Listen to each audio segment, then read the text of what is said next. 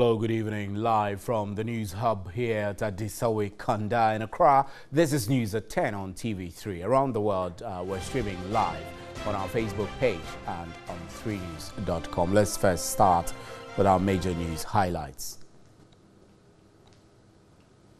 Some foreign investors and development experts are calling for a flexible land tenure system to enable them invest in Ghana. The investors exploring investment opportunities in the country say land acquisition is repressive and discouraging.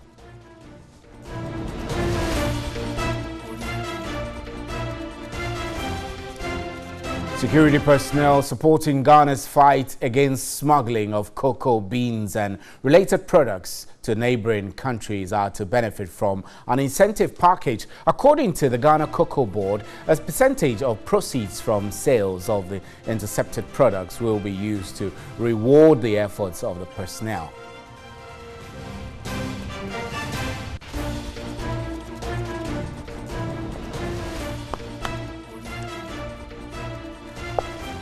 And Minister of State in charge of tertiary education, Professor Kwesi Yankah, has urged technical universities to devise plans to develop the specialities they are known and highly recognized for. He says they must desist from duplication of study programs they offer to make them unique and also help in producing the quality human resources for the country.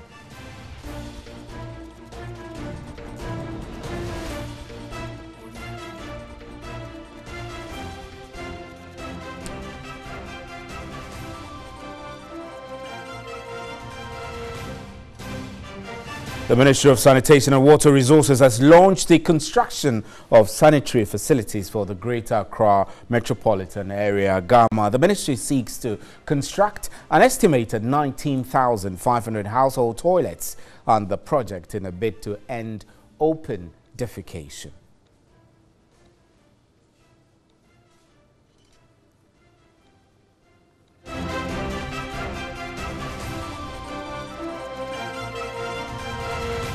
Those were our major news highlights. Remember, we're streaming live on our Facebook page and on 3news.com.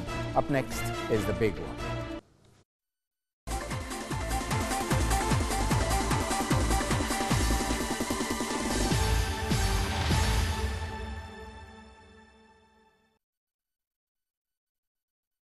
Police have arrested the man suspected to have pulled the trigger that killed the late Chief Inspector Emmanuel Ashelevi during the dawn raid at the Kwabenya police station. 4 others have also been arrested. The suspected killer was arrested at Kaswa in the Central Region on Saturday, January 27. The suspected cop killer, 28-year-old Kofi Seshi, and his accomplices were arrested by the Accra Regional Police Command at Kaswa in the early hours of Saturday, January 27. The other accomplices are 23-year-old George Saba, George Asante, 33, Theophilus Banda, 25, and Elvis Owusu, 31. This brings to 9 the number of persons so far arrested. On Friday, January 26, the police announced the arrest of 4 persons in connection with the murder of the Chief Inspector. Those arrested included 2 each of the escapees and those who carried out the attack on the police station. The Inspector General of Police, David Asante Pietu, at a media briefing also announced a 15,000 cedis reward for anyone who will assist the police in apprehending the perpetrators of the heinous crime on Sunday, January 21.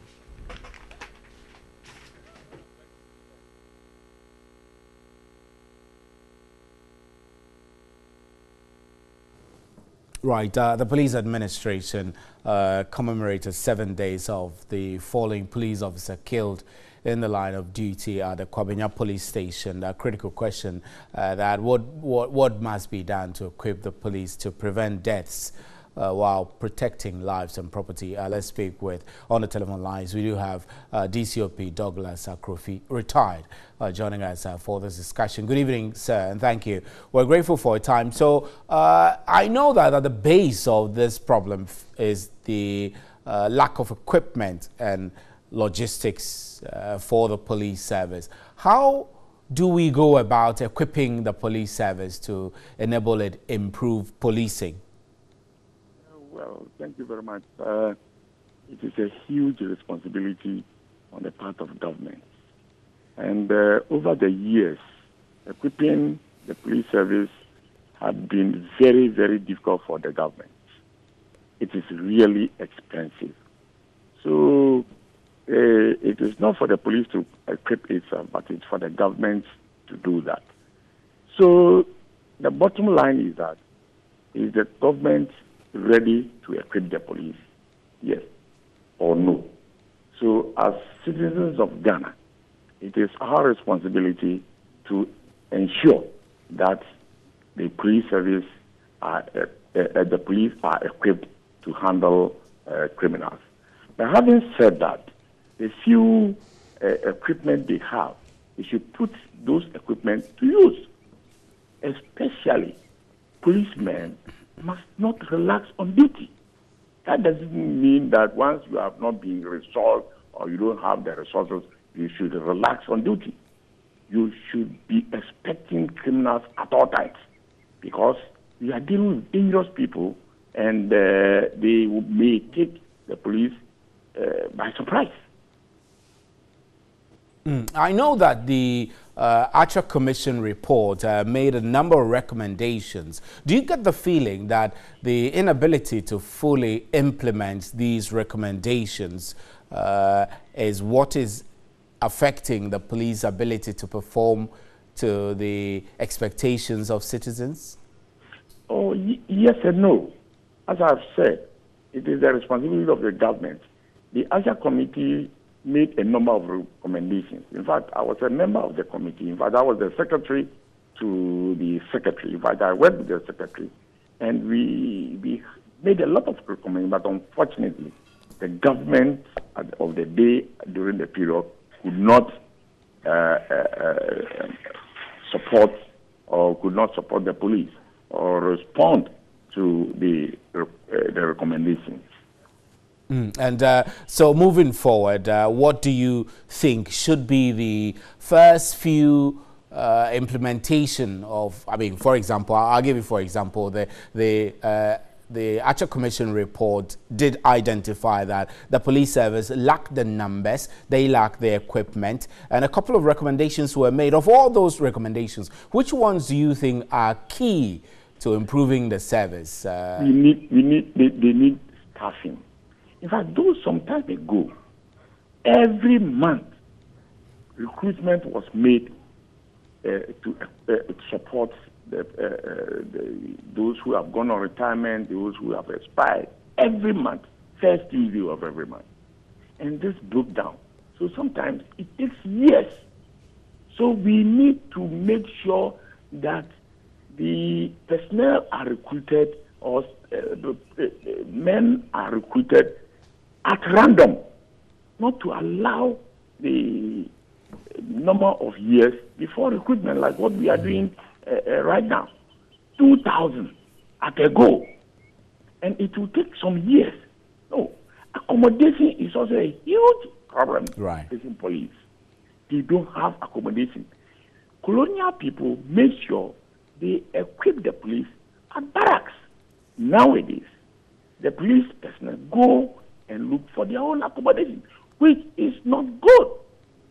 And nobody should expect that somebody who is living at Kasoa, working at Accra Central, should respond to call. It's very difficult. So the barrack system must come. Urbanization has also cropped in. The city is expanding. No police stations. Sometimes you see a police station in a kiosk. No. It should be a complete police station with bank support. Right. And apart from that, arms and ammunition should also be equipped, be procured. Be provided. Yes. Right. DCOP Douglas Akrofie-Asiedu, thank you extremely for your time. Thank you very much. Let's quickly get onto Skype. We do have Emmanuel Kuting, who is Executive Director of the African Center for Counterterrorism, joining us now. Mr. Kuting, thank you very much. So now, a week after the policeman was brutally murdered at his duty post, there are lots of questions. The police have been able to make some arrests. From where you sit, are you impressed?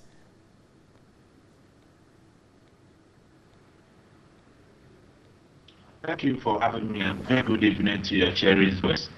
In fact, I'm a bit cautious for our police services celebrating early successes on this issue. My concern had to do with the way we preserve evidence of crime when such crime do take place. And the Kobinya incident is a clear example, because when the shooting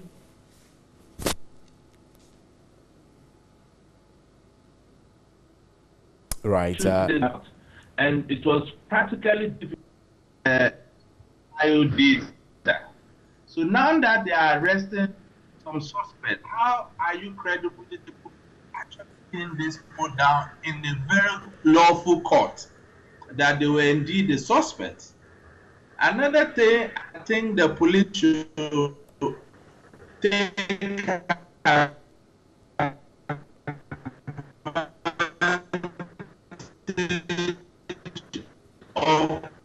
is the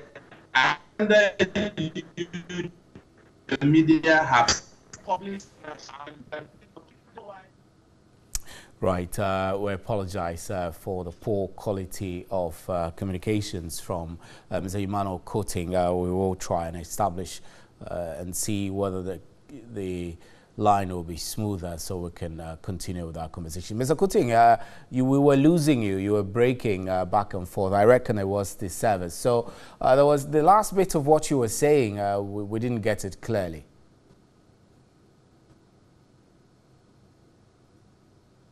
That the way we preserve evidence at crime scenes leaves much to be desired.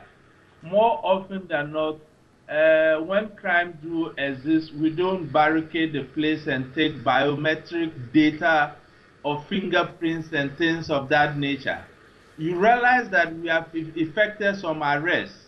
It's hearsay they are the suspect that shot the police, but until a law court proved that it is just hearsay, so it is not good for the police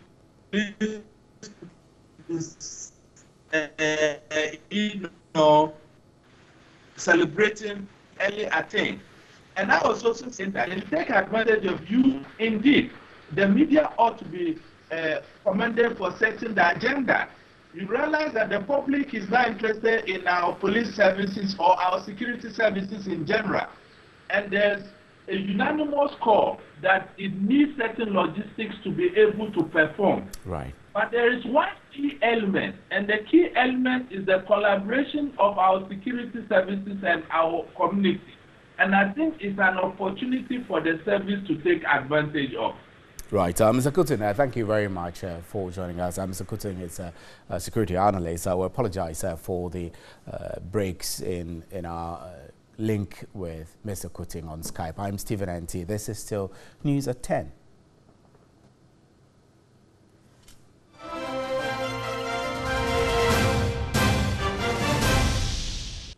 Welcome back. Now, the Accra Metropolitan Assembly has warned advertisers to secure the necessary permits before mounting billboards in any part of the capital. A task force from the Assembly, together with some members of the Advertising Association of Ghana, Sunday demolished unauthorized billboards in parts of the metropolis. The entire Ring Road stretch was the focus of the demolition exercise, which began Sunday morning. Some of the billboards have been mounted here for over a year without permit. According to the Advertising Association of Ghana, over 200 illegal billboards were spotted within Accra metropolis in 2017. Executive Director of the association, Francis Dadzi, says the association has not taken any action all this while owing to the lack of political will. AAG cannot take action because it has to take action in collaboration with the Assembly, which by the Assemblies Act has the mandate as a planning authority. So they determine this. So we can only collaborate with them. So now they want to collaborate with us. That is why we have brought cranes and other things to support them. The previous Assembly, they didn't want to see us. For it, they didn't want to see us because they had an individual who was an all-in-all. Chief Executive of Accra, Mohammed Ejei-Suwa says there is a new policy guideline on outdoor advertising which was validated last year with all stakeholders involved. The guidelines, according to him, had input from the Engineers Association, Urban Roads and Ghana Standards Authority.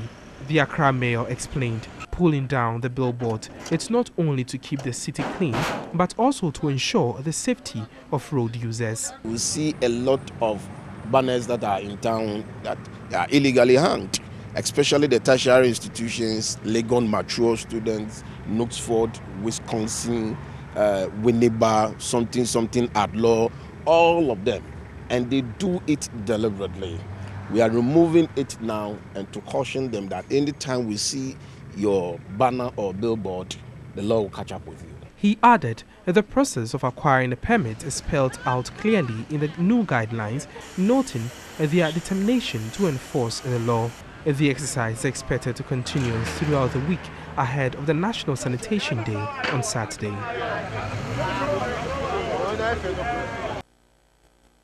Water Resources has launched the construction of sanitary facilities for the Greater Accra metropolitan area, GAMA. The ministry seeks to construct an estimated 19,500 household toilets under the project in a bid to end open defecation. The $150 million Greater Accra metropolitan area GAMA Sanitation and Water Project is funded by the World Bank with the collaboration of the Ministry of Sanitation and Water Resources to help low-income level communities have access to affordable toilet and water facilities. Though the project, which took off some 3 years ago, has successfully constructed over 2,000 household toilets, it has had its own challenges. This includes a pricing challenge as well as lack of financial capacity on the part of some contractors who were engaged. In a bid to do away with the bottlenecks in order to ensure the success of the project, the Ministry of Sanitation and Water Resources has launched the GAMA Large-Scale Toilet Construction Project. The construction has now been awarded to contractors who have the materials and funds readily available and can as well construct on a large scale. The Deputy Minister of Sanitation and Water Resources, Michael Jatto, reiterated government commitment to ridding the capital of filth as well as ending open defecation. An estimated 19,500 household toilets will be constructed in the GAMA area under the GAMA Sanitation and Water Project. The ministry has mobilized large-scale toilet suppliers to facilitate the speedy construction of this facility. Furthermore, financing options are being arranged with selected financial institutions to provide loans to interested households. The ministry has successfully rolled out the mobile money payment platform where beneficiaries can contribute gradually towards the construction of a toilet. Project coordinator for the GAMA project, Engineer Georgia Sedu, was optimistic the project would change the country's rating in open defecation by 2020. By the end of this project, open defecation to a large extent, apart from what the project will deliver, a lot of awareness has been created. And even the individuals on their own are trying to change the way they live. So first of all, most people are going to go for their own toilets. They're going to go for their own toilets, and open defecation should be a thing of the past. The Deputy Sanitation and Water Resources Minister and other officials visited the homes of some beneficiaries at Malam in the Gassouth municipality. Some beneficiaries lauded government for the project, adding it has reduced the inconvenience they go through when visiting public toilets. Our kids especially had a difficult time using the public toilet, so they resorted to the use of polythene bags. But now it is better as we have our own toilet. A resident of Malam expressed worry over the practice of open defecation in the area. Why?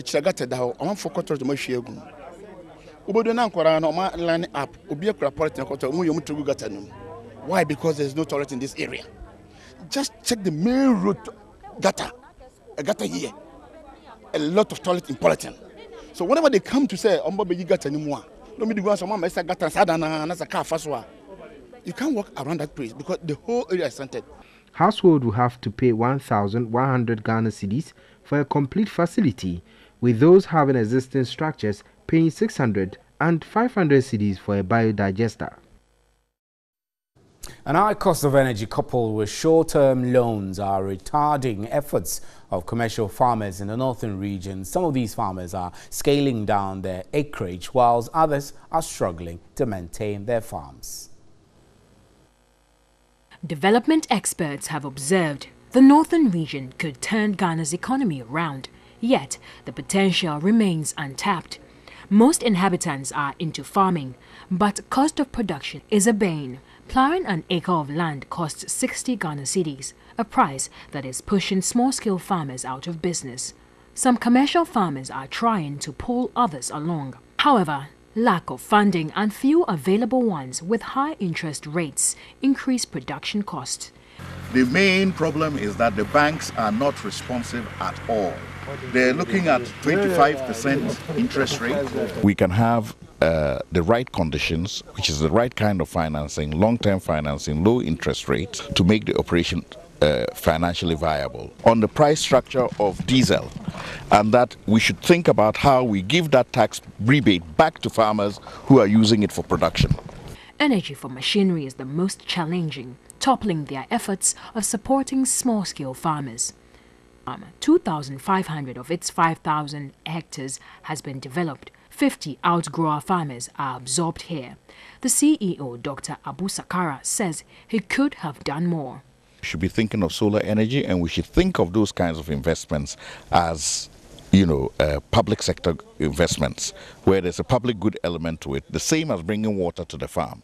We shouldn't leave those tasks for farmers, where we can move our medium scale to larger scale and groom a category of Ghanaian farmers who will be able to run farms like this. Officials of the 800 hectares Sisliko Mom irrigation scheme share the same view. This project was designed to run on fuel generators because at the time there was no electricity. As you know, cost of fuel keeps increasing by the months. That actually affects the profit of smallholder farmers, the beneficiaries, as well as the nucleus farm. At Babato Farms, only 5 smallholder farmers are absorbed in the first year of operation. It is hoping to increase the number to 200 by 2020. The African Development Bank is considering stepping in. The bank is pre-testing the Feed Africa project under the transformation of the African Savannah program. 200 hectares of land each will be developed in the 3 commercial farms this year. The bank is hoping to develop 100,000 hectares by 2020. And Minister of State in charge of tertiary education, Professor Kwesi Yankah, has urged technical universities to devise plans to develop the specialties they are known and highly recognized for. He says they must desist from duplication of study programs they offer to make them unique and also help in producing quality for the country's human resources. In 2016, the government of Ghana and Germany entered into an agreement to exchange academic knowledge and services. The 4-year project agreement has a 200,000 euros budgetary allocation for building the capacity of the Cape Coast and Kumasi Technical Universities and some other 4 universities of applied sciences in Germany. Minister of State in charge of tertiary education, Professor Kwesi Yankah, said government is putting in measures to have free technical and vocational education system that will improve the human capital and innovations for job creations. The strategy has been to expand technical and vocational opportunities at both secondary and tertiary levels. Already, 6 out of 10 polytechnics in the country have been converted to technical universities. Officials from the German universities of applied sciences pledged their readiness to start the project and asked technical universities to engage in more research, which will be key to the project. The Cape Coast Technical University is expected to construct and operate an eco-guest house on its campus, whilst the Kumasi Technical University will put up a greenhouse. And that's how we wrap up with news at 10. Thank you very much for making time. On behalf of the crew here, good night.